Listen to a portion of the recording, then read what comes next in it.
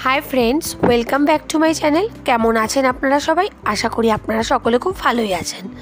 আমি আজকে আপনাদের সাথে বেগুন ভর্তার রেসিপি শেয়ার করব। অনেকে অনেক রকমভাবে বেগুন ভর্তা বানান, আমি কিভাবে বেগুন ভর্তা বানাই আজকে আমি সেটাই আপনাদের সাথে শেয়ার করব। তো চলুন ভিডিওটি শুরু করা যাক। আমি প্রথমেই এখানে বেগুনগুলো পুড়িয়ে নিয়েছি আর তারপরে তার ছোকলাটা ছাড়িয়ে ভালো করে ধুয়ে নিয়ে আমি বেগুনগুলোকে কেটে দেখে নিচ্ছি যে এর মধ্যে কোনো পোকা আছে কিনা।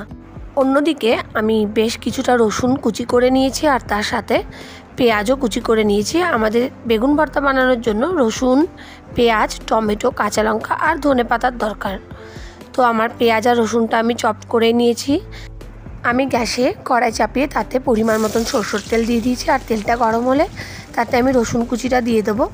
আর রসুন কুচিটা দিয়ে আমি গ্যাসের ফ্লেমটা মিডিয়াম করে দেবো। মিডিয়াম ফ্লেমে রসুনটা হালকা গোল্ডেন কালার অবধি ফ্রাই করতে হবে আর মাঝে মাঝে রসুনটা একটু নাড়িয়ে নিতে হবে। আর রসুন কুচিটা যখন গোল্ডেন হয়ে যাবে তখন আমি এতে পেঁয়াজ কুচিটা দিয়ে দেবো। তো যতক্ষণ রসুনটা ভাজা হচ্ছে ততক্ষণ আমি একটু টমেটো কেটে নেব। টমেটোটা আমি পরিষ্কার করে ধুয়ে নিয়েছি আর ধুয়ে আমি টমেটোর বীজটা ফেলে রাফলি চপ করে নেব। না খুব ছোট ছোট চপ করতে হবে, মিডিয়াম সাইজের কেটে নিতে হবে। আর অন্যদিকে আমি বেশ কিছুটা পরিমাণে কাঁচা লঙ্কা কুচি করে নেব। আপনারা লঙ্কাটা আপনাদের স্বাদ অনুসারে দেবেন। আমি এখানে বেশ কিছুটা কাঁচা লঙ্কা কুচি করে নিয়েছি আর অন্যদিকে আমার রসুনটাও সুন্দর লাল হয়ে ভাজা হয়ে গেছে। তো আমি এবার এর মধ্যে পেঁয়াজ কুচিটা দিয়ে দেবো। আর পেঁয়াজ কুচিটা দেওয়ার পর গ্যাসের ফ্লেমটা বাড়িয়ে নিতে হবে আর কন্টিনিউয়াসলি নাড়তে হবে তাকি পেঁয়াজটা পুড়ে না যায় বা নিচে লেগে না যায়। পেঁয়াজ কুচিটা দেওয়ার পর কন্টিনিউয়াসলি পেঁয়াজটাকে নাড়তে হবে যতক্ষণ না পেঁয়াজটা গোল্ডেন ব্রাউন কালার হয়ে যাচ্ছে ততক্ষণ আমরা পেঁয়াজটাকে ভেজে নেব।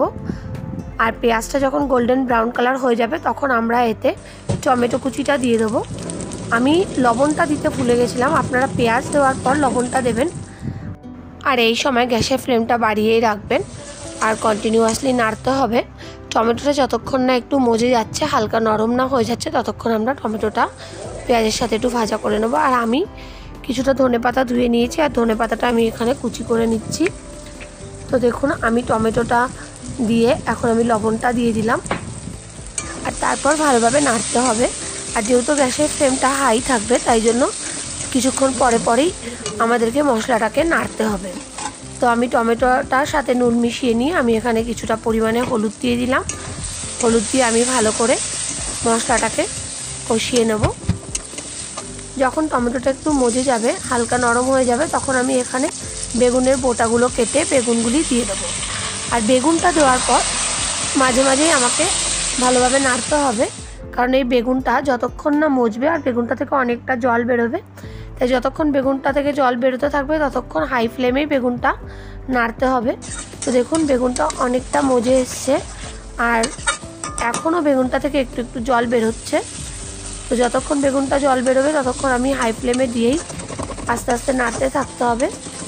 আর যখন বেগুনটা একটু হালকা লালচে কালার হয়ে যাবে আর নিচে লেগে যাবে তখন মিডিয়াম ফ্লেম করে কন্টিনিউয়াসলি এটাকে নাড়তে হবে।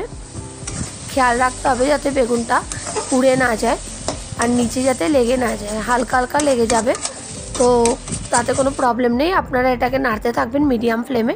এই সময় গ্যাসের ফ্লেমটা মনে করে মিডিয়াম করে দেবেন আর নইলে বেগুনটা পুড়ে যাবে। তো আমি এইভাবে বেশ কিছুক্ষণ 10-15 মিনিট ফ্রাই করে নেব বেগুনটা। আর যখন দেখবেন যে এর থেকে তেল ছাড়তে শুরু করে দিয়েছে তখন ভাববেন যে বেগুনটা এখন হয়ে গেছে, তখন এতে আমি কাঁচা লঙ্কা আর ধনেপাতা কুচিটা মিশিয়ে দেবো। ধনেপাতা আর কাঁচা লঙ্কা কুচিটা দেওয়ার পর আর কিছুক্ষণ 1-2 মিনিট একটু ভাজা ভাজা করে নেবেন। আরও কিছুক্ষণ একটু নাড়তে থাকবেন। যখন ধনেপাতাটা মজে যাবে তখন জানবেন যে হয়ে গেছে আর এর কালারটাও আরেকটু লালচে কালার হয়ে যাবে। আমি এখানে কোনো রকম লাল গুঁড়ো মশলা ইউজ করিনি, এটা এমনিতেই যেহেতু একটু বেশি ভাজা হবে তাই এর কালারটা এমনিতেই লাল হয়ে যাবে। আপনারা চাইলে লাল লঙ্কা গুঁড়ো ইউজ করতে পারেন। তো দেখুন আমার ভর্তাটা তৈরি হয়ে গেছে। তো আমি এখন এটা প্লেটে তুলে নেব আর ভর্তাটা রুটি দিয়ে খেতেই খুব ভালো লাগে। তো চলুন আজকের ভিডিওটা আমি এখানেই শেষ করছি। ভিডিওটা কেমন লাগলো অবশ্যই কমেন্ট করে জানাবেন। ভিডিওটা ভালো লাগলে লাইক করতে ভুলবেন না। আর যারা এখনও চ্যানেলটা সাবস্ক্রাইব করেনি তারা অবশ্যই সাবস্ক্রাইব করে দেবেন। ভালো থাকবেন, সুস্থ থাকবেন। Thanks for watching.